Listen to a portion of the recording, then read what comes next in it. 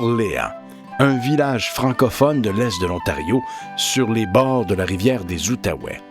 Orléans a un héritage plein de sens pour la communauté actuelle dans sa mission de préserver la culture francophone de ses fondateurs. Orléans, un village unique où fierté, famille, communauté, vie commerciale et religion sont devenus les moteurs de la conservation de sa culture. Orléans, un village franco-ontarien que nous racontent des aînés interviewés par des élèves du secondaire. Orléans, un village d'irréductibles Gaulois.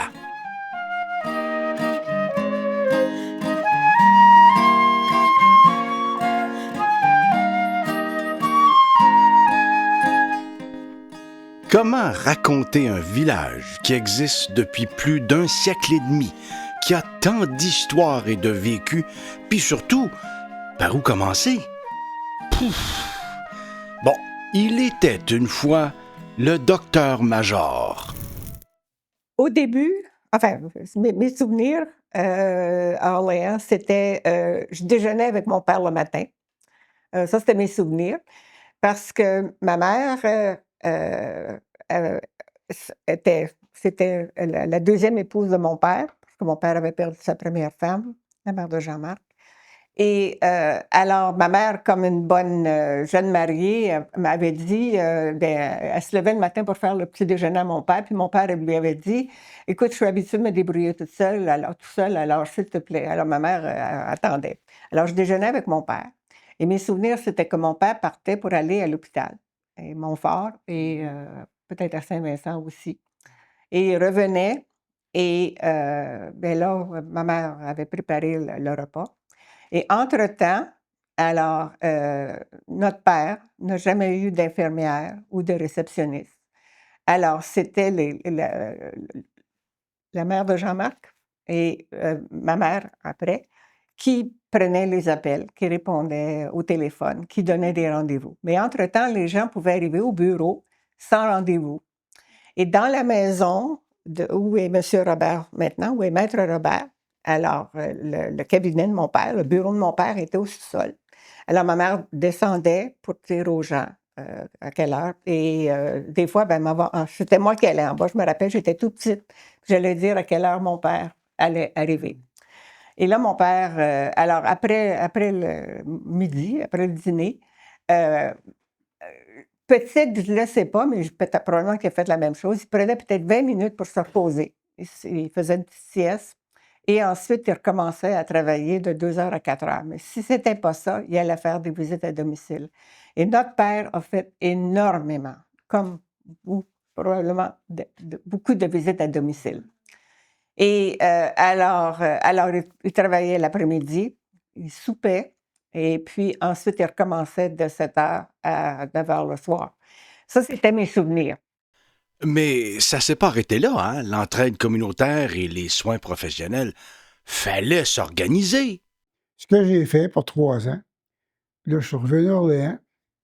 Et puis, dans l'intérim, avant de venir, j'avais déjà acheté une maison sur l'ouverture. Et puis, là, c'est Jean Gauthier, qui était contracteur et propriétaire du motel Normandie, qui a construit mon bureau, qui était juste à côté ici. Bon. Mais quelques années après, on s'est regroupés. On était 3 médecins, 2 dentistes. On a fait une mise de fonds. Et puis, on a fondé une compagnie qui s'appelait Hepta, qui veut dire 5 en grec. Et puis, on a fait construire le centre médical à 2555 Saint-Joseph. Alors, juste ici, Oui, oui. le building Puis branché c'était ici. le plus gros édifice d'Orléans dans le temps. Puis, un centre médical, bien, on a commencé avec une pharmacie, on avait un laboratoire, des rayons X, on avait établi une suite de spécialistes parce que c'était plus facile de louer un spécialiste pour venir ici et puis envoyer nos patients juste là. Et puis, j'en étais. Verville et Dubois, je pense qu'ils n'ont jamais pratiqué là, eux autres. C'est des belles années. La clientèle, les patients étaient très, très contents d'avoir un médecin résident. Et puis, ils étaient très reconnaissants aussi. Ce qu'on ne voit plus beaucoup aujourd'hui, là. Puis, moi, je faisais des appels à domicile. J'ai même fait un appel en motoneige. Je pense en 73, il y avait une grosse tempête, là, puis c'est 71. Il y avait une petite Volkswagen de stationner sur la rue Bellecour où mon père demeurait. Puis ces gars-là, on le voyait pas. J'avais passé dessus, la motoneige. Une communauté comme celle d'Orléans, c'est tissé serré. Les clients ou les patients, on les prend à n'importe quelle heure. Là, quelqu'un est venu vers moi puis m'a dit, quand j'étais jeune, j'étais allée à une partie de hockey et puis j'avais beaucoup bu. Et la rondelle m'a frappée en plein sur le menton et je me suis présentée à 9h30 le soir chez vous pour que ton père fasse des points de suture. Et ton père m'a dit, t'as pas besoin d'alcool, t'as pas besoin que je te donne de l'anesthésie, t'as assez pris d'alcool. Alors, Pour retourner dans le temps, parce que mon père avait, pour l'époque, j'ai dit qu'il avait commencé à travailler en 1925 à Orléans, il y avait un grand manteau de fourrure et des grandes bottes. Et c'était pas en motoneige qu'il allait voir les patients quand les chemins étaient bloqués, c'était ce qu'on appelait en buggy. La maison familiale était le premier centre médical d'Orléans. Quand on dit centre médical, ça veut dire qu'il y avait la pharmacie. Tous les médicaments nécessaires qu'on pouvait administrer étaient là. Et les gens du village, évidemment, le sachant, pouvaient se présenter à la maison à n'importe quelle heure pour avoir une aspirine ou une chose comme ça. Et ça allait exaspérer mon père, évidemment.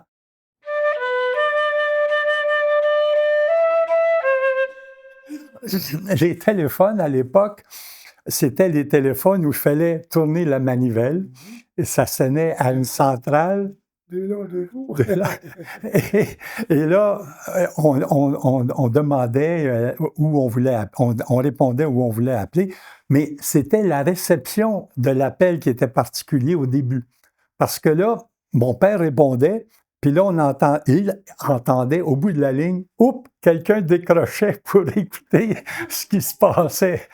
Donc, à un moment donné, évidemment, il s'est plaint. Il a dit, écoutez, moi, c'est confidentiel, j'ai besoin d'une ligne privée. Mais là, évidemment, on remonte dans le temps, mais dans le temps, moi, j'ai connu ça. Donc, je parle des années peut-être 45 ou 50, je ne sais plus exactement quand nous avons eu une ligne privée chez nous, mais c'est après 1945. Mon père commençait à travailler en 25. La dépression, la grande dépression, le temps noir a commencé. Les gens ne pouvaient pas payer en monnaie courante, là. Alors, qu'est-ce qu'ils faisaient? Ils apportaient des denrées, ils apportaient de la nourriture, ils apportaient... On avait un poulailler chez nous à l'époque. Tu n'as peut-être pas connu ça. On avait un poulailler et mon père aussi ne pouvait pas toujours consommer tout ce que ses patients lui apportaient. Alors, il y avait un appareil, la nourriture était cuite, c'était mis en conserve et puis gardé pour les dents plus dures. Et évidemment, pour certains patients qui ne pouvaient pas payer, ben mon père oubliait la facture, parce que là, comme on dit, là, c'est la grande dépression jusqu'au début de la guerre en 40 ou en 39-40. Là. Il était une fois aussi les Girls d'Orléans. C'est un groupe de filles d'Orléans. On est natives d'Orléans. Puis, on a fait l'école ensemble, au primaire, au secondaire. Et ensuite, plusieurs de nous, on est allés à l'école normale dans le temps. Mais on a toujours resté ensemble, puis on a fait des activités ensemble, puis c'est ça. Mais ça va encore plus loin, les girls. On a commencé au jardin d'enfants ensemble. On ne disait pas la maternelle, on disait le jardin d'enfants. Puis on connaît le nom de son père, le nom de sa mère, sa sœur. On se connaît, là, pas juste de girls, mais de les familles des girls. Ça va loin, notre affaire. Mon père était bien déçu quand je suis née. Il aurait bien voulu que je sois un garçon. Ça part de là. Mais on avait quand même une certaine liberté. On se sentait libre. Oui, Orléans, c'était un petit patelin. On pouvait aller à bicyclette. Moi, je me suis en 2e année. J'avais un oncle qui était fermier à l'est du village. Et puis, je partais du centre du village, puis j'allais en bicyclette chez mon oncle. Puis, je revenais pour le lunch des fois, ou ma tante me gardait pour le lunch. Alors, puis les parents ne s'inquiétaient pas. On n'avait pas de cellulaire attaché à nous pour dire à nos parents où on était. Alors, il y avait quand même une liberté de mouvement, même si on était des filles. Je veux commencer par ici, le Jardin Royal. Si je parle à une des girls ou à des gens, je vais dire, ils vont dire, où est-ce qu'il est le Jardin Royal? Je vais dire, ben, où est-ce qu'il était l'hôtel d'Orléans? En face du bowling. Fait que ça, on n'a pas d'adresse, on se dit ça entre nous.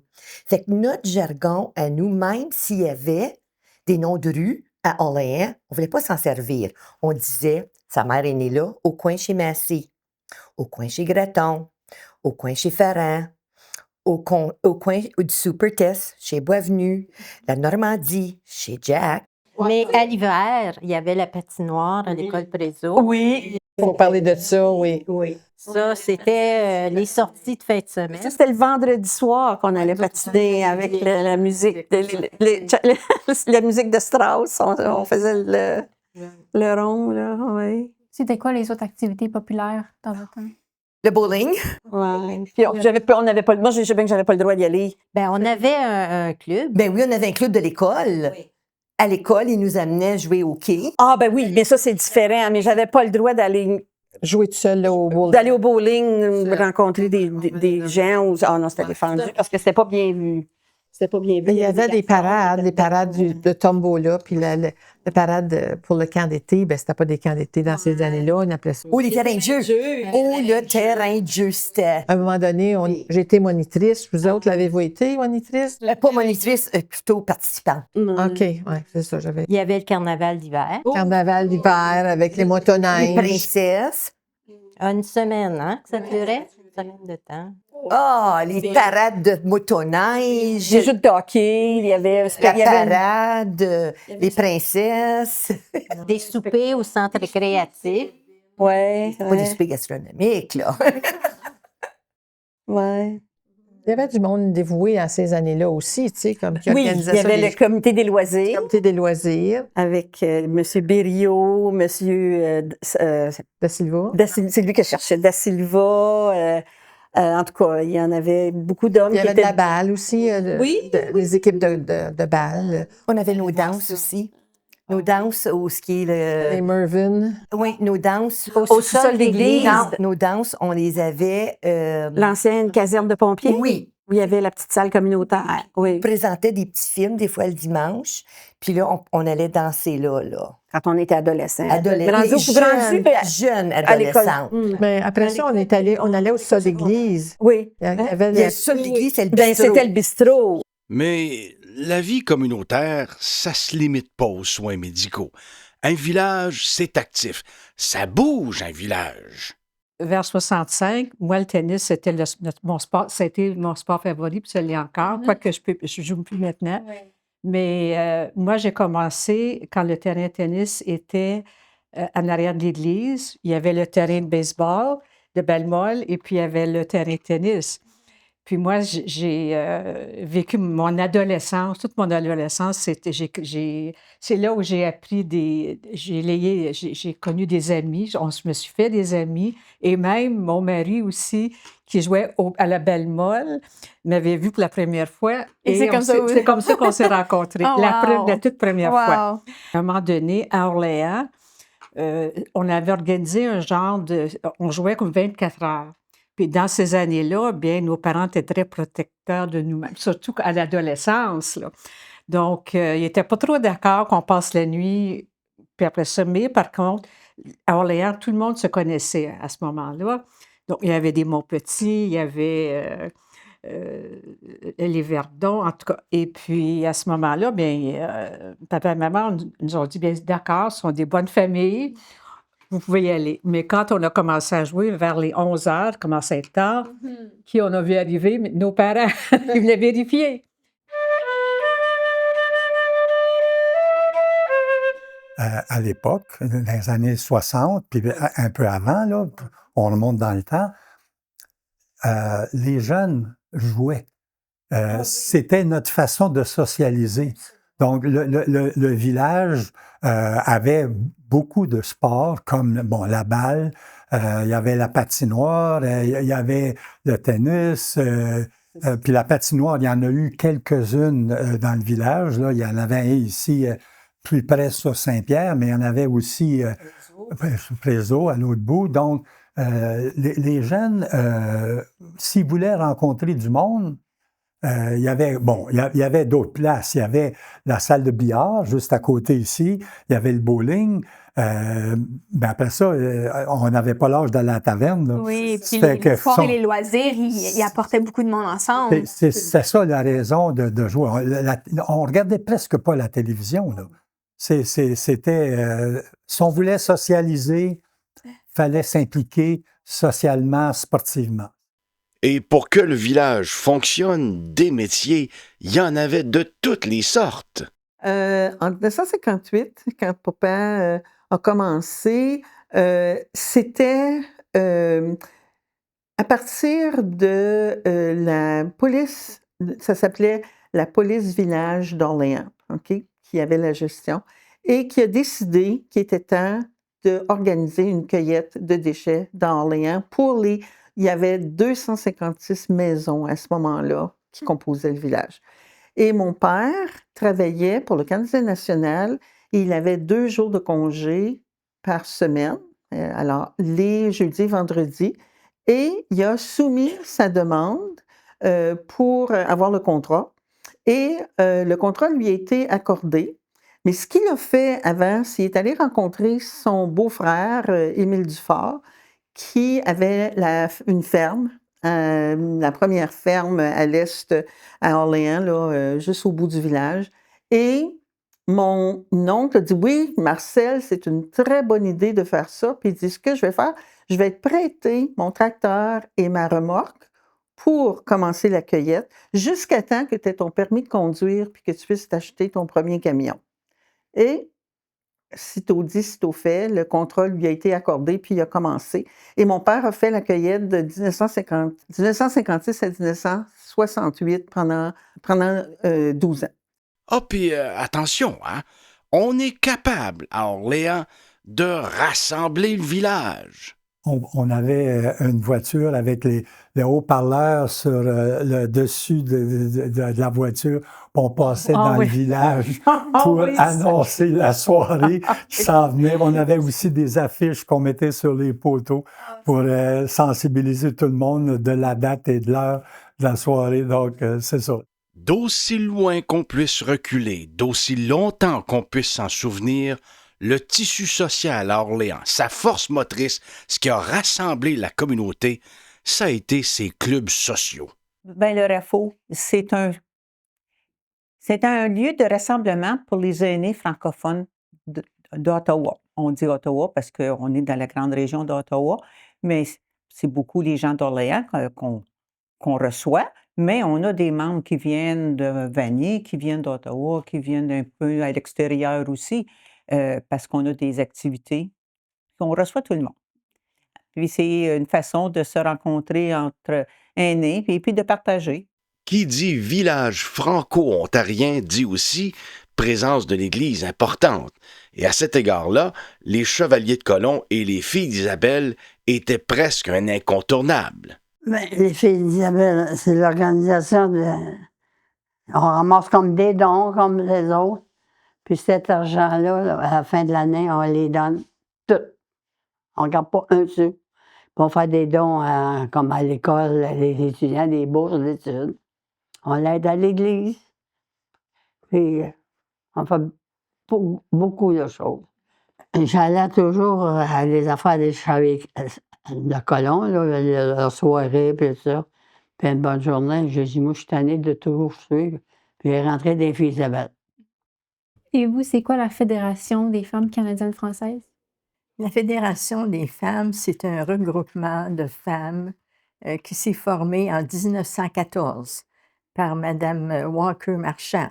Mais elle est née à Orléans en janvier 1959, alors qu'une dame d'Ottawa est venue parler au groupe de femmes à Orléans.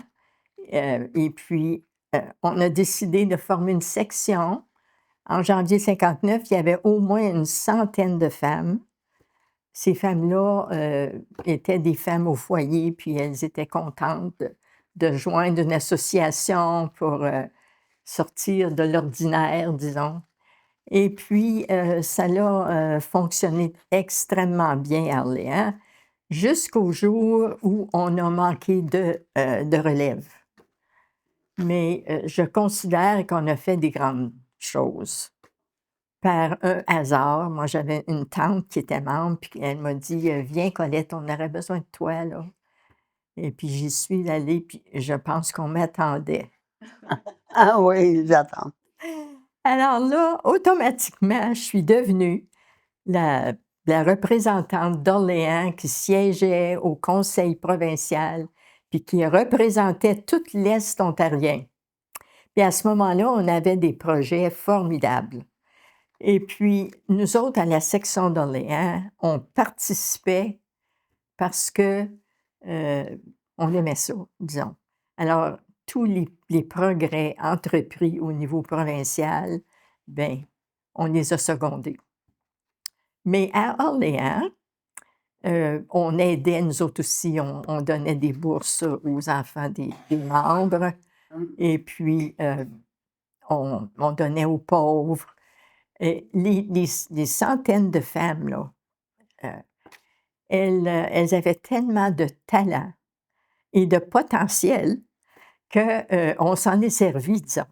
Et puis, elles tricotaient, elles cousaient, rapiéçaient du linge pour les pauvres, elles tissaient, il n'y a rien qu'elles ne faisaient pas.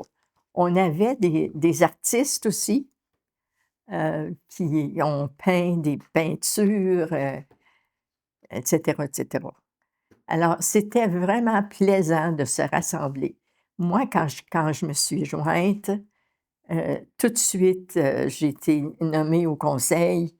Et puis là, on a commencé à organiser, à chaque rencontre, on avait soit un sketch humoristique ou on invitait un conférencier.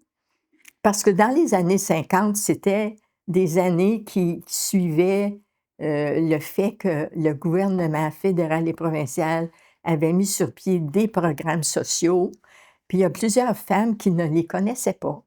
Alors, on les aidait.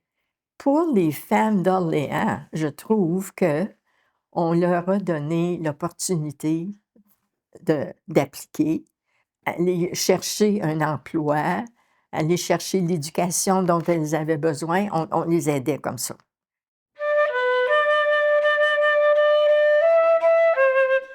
Une autre activité de la Fédération, ça a été, pour le 150e, ça a été d'accompagner le curé de la paroisse avec notre archevêque.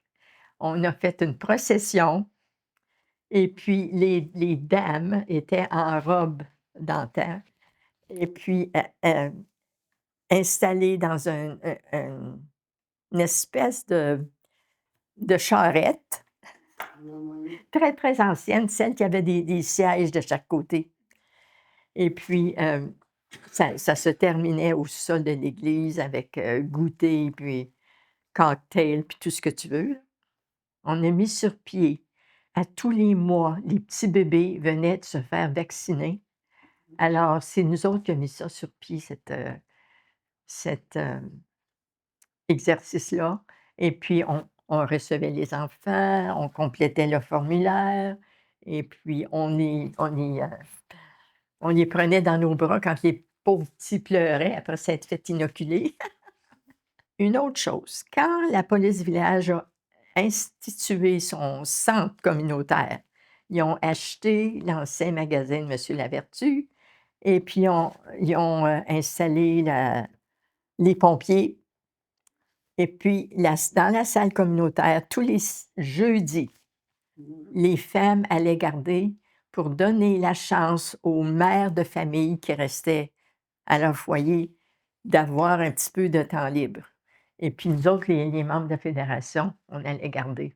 On dit que ça prend tout un village pour élever un enfant. Ben, à Orléans, ça prenait le village, de l'imagination et beaucoup d'organisation pour occuper tous les enfants. Mon deuxième grand souvenir, c'est celui que la ferme Saint-Louis, c'était plus ou moins le centre communautaire des jeunes d'Orléans, spécialement en hiver, parce qu'il y avait un étang, et compte tenu que la patinoire à l'école Prézo n'était pas prête, les jeunes du village, on se rencontrait tout le monde pour patiner sur l'étang. Mais ce qui est intéressant, c'est que à la grange, à l'étable, il y avait une toilette, il y avait de l'eau chaude, de l'eau. On avait même un téléphone. Alors, les jeunes du village pouvaient appeler leurs parents pour venir les chercher. Tandis que nous, on recevait dans chacune de nos maisons, parce qu'il y avait 5 maisons identiques de mes oncles et mon père, et aussi à la laiterie, où les gens mettaient leurs patins, où on allait à l'atelier de la laiterie pour affiler les patins. Alors, c'était vraiment une activité vraiment intéressante pour tous les jeunes du village. Et durant l'été, bien là, c'était d'autres activités reliées à la récolte. La dernière année, là, je pense qu'on avait 58 demandes pour avoir des fonds pour que leurs organismes réussissent à opérer.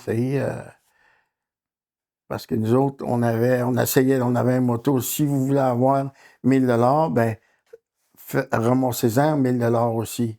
Et puis, quand ils avaient réussi à ramasser leurs 1000 $, on lui en donnait 2. Alors, et on a eu jusqu'à 600 jeunes.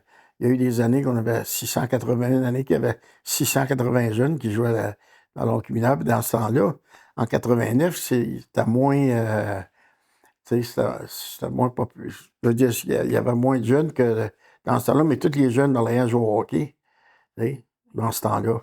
Il y avait pas le soccer est venu après, là, mais... Orléans est fortement constitué d'origine canadienne-française. D'ailleurs, l'accent aigu sur Orléans est reconnu officiellement par les instances politiques.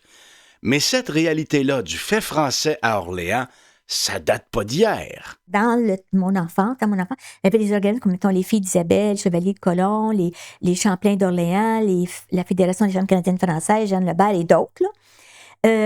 Certains de ces groupes-là sont encore existants aujourd'hui, mais d'autres pas. Mais ce qui est arrivé dans les années, mettons, 80, là, tu as eu la création de nouveaux organismes, que ce soit le Mouvement d'implication francophone d'Orléans.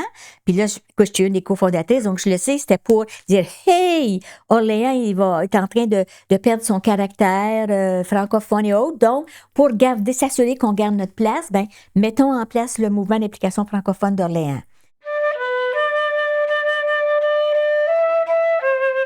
Mon grand-père Fortier a été commissaire d'école, puis il s'est battu pour les écoles françaises. Et puis du côté de ma mère, ma grand-mère notamment, elle aussi faisait partie de tous les petits organismes pour justement s'assurer de la promotion de la francophonie. Mais en ce qui touche Orléans, moi je suis native d'Orléans, puis j'ai grandi où Orléans était probablement 96 là, c'était francophone. Donc, j'ai vécu ce que c'était de vivre en milieu francophone. Mais dans les années 70, 80, 90, c'est là où, avec le développement d'Orléans, ben là, évidemment, on a eu, surtout dans le temps des années 75, 76, 77, on s'est aperçu que, wow, avec tous les gros projets domiciliaires, ben, que c'était peut-être le temps de dire, on ne peut pas s'imaginer qu'on va continuer dans un beau milieu unilingue francophone. Donc, moi, en ce qui me concerne, c'est un peu ça qui a été le déclencheur direct de on pourrait dire mon implication, même si implication, on dit, mon engagement, je vais plutôt dire, mon engagement dans la francophonie, ça a été ça, et de dire, et là, la création du MIFO, quand il y avait un projet scolaire de l'école secondaire Garneau, on cherchait peut-être des adultes pour accompagner des étudiants. Puis, bien, Pierrette, Jean-Guy et moi, on est parmi ces 3 adultes-là qui avons donné notre nom, levé la main. Et on a commencé vraiment à débuter puis à développer l'organisme qu'on appelle aujourd'hui le MIFO.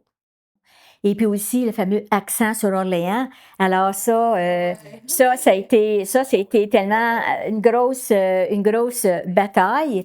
Et puis aussi, ce qui est intéressant, c'est lorsque dans les années 90, au début peut-être fin 80, quand la commission de toponymie de l'Ontario avait mis en place une étude. Et puis, là, à un moment donné, j'examinais l'étude. J'avais téléphoné à Toronto, j'ai dit, envoie-moi donc les questions pour ton étude. Et puis, on s'apercevait que les questions amenaient une réponse, oui, Orléans, je le vois écrit sans accent. J'ai dit, c'est sûr que c'est pas comme ça que qu'on va développer, qu'on va garder l'accent sur Orléans.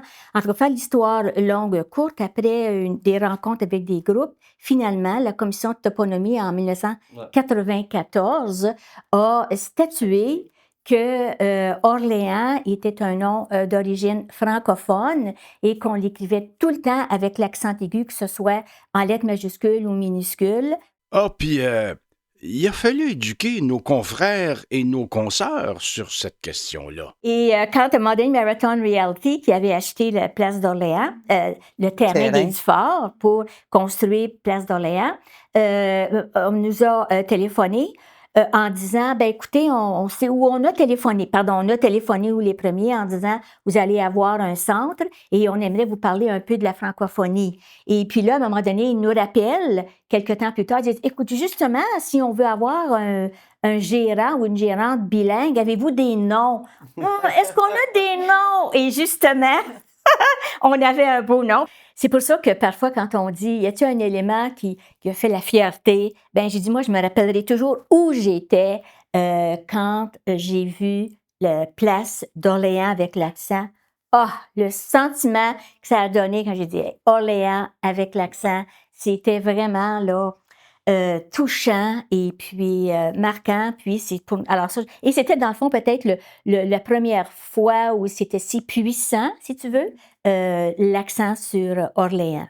Et puis, trompez-vous pas, hein? C'est une lutte qu'on va mener à vie, ça.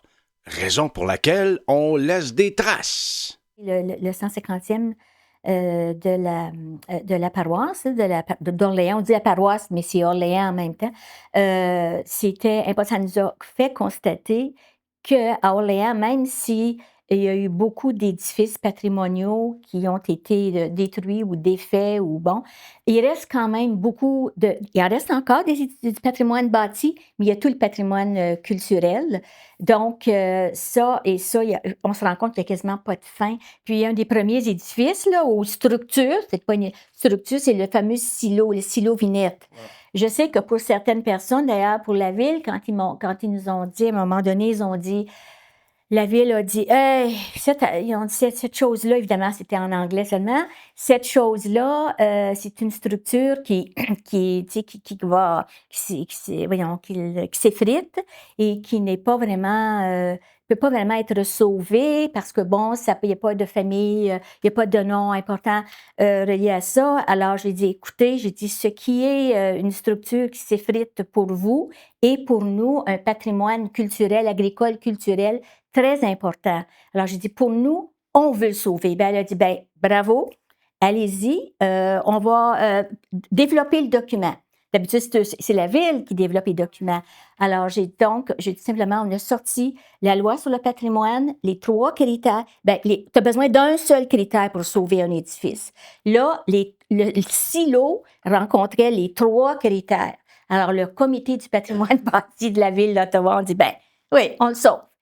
En bout de ligne, on a réalisé des grandes choses. On a fait des grands projets à Orléans. Mais ça s'est pas fait tout seul, hein?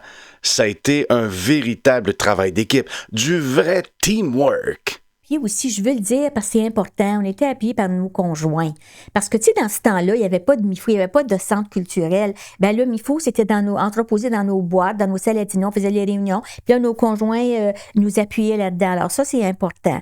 Alors, et puis nous, ce que c'est rendu aujourd'hui, c'est extraordinaire. Mais aussi, un autre organisme, c'est la mise en place de la Société franco-ontarienne du patrimoine et d'histoire d'Orléans. SFOFO. La SFOFO. Dont tu es la présidente. Dont je suis la présidente fondatrice. Oui. Avec un groupe, évidemment. Mais ce qui est intéressant, c'est que, je dirais, plus que la moitié des fondateurs de la SFOFO ont été cofondateurs ou fondateurs du MIFO. Ce qui nous avait beaucoup motivés, c'était le 150e de la paroisse. Puis c'est là où on s'est rendu compte, hey, mais c'est vrai que l'évolution d'Orléans a fait en sorte que nos beaux bâtiments, nos belles maisons d'antan, il en reste très peu, en fait, il en reste presque plus. C'est vrai. Nos édifices, tu sais, le caractère original, sauf l'église, si tu veux, puis le presbytère, là, tu sais bien, il y a quelques maisons qui restent, mais très peu. Alors, on a dit, il y a quand même une richesse au niveau du patrimoine culturel et au niveau de la mémoire. Donc, on a dit, ben, sais-tu quoi, c'est le temps, plus que jamais, de créer la société historique. Aujourd'hui, ces traces-là sont essentielles pour nous rappeler d'où on vient, puis où on s'en va. Et quel est ton bilan de ce que tu as cofondé ou fondé? On a été d'abord... Mon bilan est, Dieu merci, que ces gens-là, qu'il y a eu des bénévoles, suffisamment de bénévoles engagés pour créer ces deux organismes-là. Parce qu'aujourd'hui, écoute, le MIFO aujourd'hui est en Ontario, c'est probablement un des plus gros centres culturels francophones. Le plus gros. Le plus gros. Ouais. Le plus gros centre. Mais j'hésite toujours à dire toujours le plus parce qu'il y en a d'autres qui sont gros aussi. Oui, mais on est le plus gros, puis on a le droit de le dire. Okay. Donc, c'est merveilleux, là. Puis là, ben écoute, là, les gens ne se posent plus la question pour si on a des activités en français, des films en français. Et c'est le MIFO, c'est autant pour la jeunesse que pour les ados, que pour les adultes, mais pour aussi les aînés. Et la SFOFO, de son côté, son bilan, écoute, on a une quarantaine de plaques historiques. Et la SFOFO est plus jeune, évidemment. Là, maintenant, ça fait 14e, on entame notre 14e année à peu près. Là. Mais on a quand même un beau bilan. On a 8 publications et on en a une grosse aussi qui va être publiée d'ici, on espère, un an et demi. La SFOFO a réussi à garder le patrimoine. Mm-hmm. Le patrimoine, c'est peut-être l'histoire passée, mais c'est quand même vivant. On l'a entre nos mains. Là. On nous a laissé ça entre les mains. Il faut faire quelque chose avec ça. Soit qu'on ne fait rien, puis ça va être oublié, ou bien qu'on lui donne sa place, et puis que, par respect pour ceux qui nous ont quittés, on continue leur histoire. Et la SFOFO a fait très bien ça. En nommant des parcs, en produisant des livres. Des plaques commémoratives le long du boulevard Saint-Joseph. Oui, c'est ça. Les chroniques historiques. Ouais.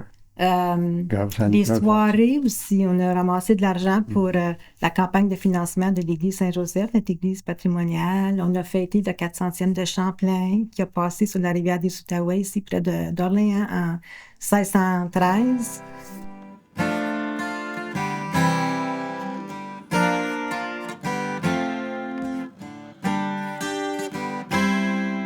Pour ne plus avoir notre langue dans nos poches, je vais chanter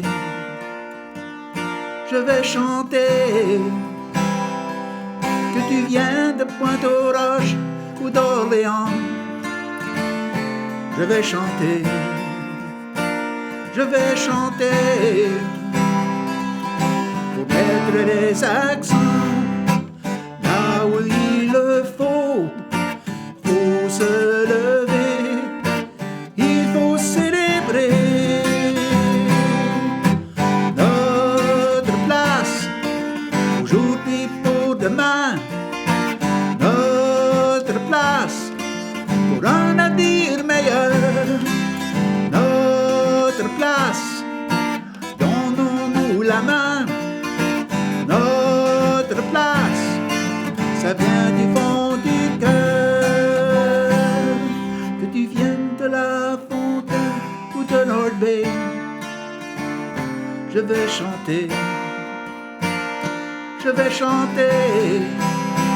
afin de pouvoir nous rapprocher ici jusqu'à vos pieds.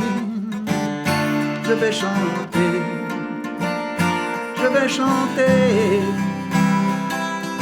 pour mettre les accents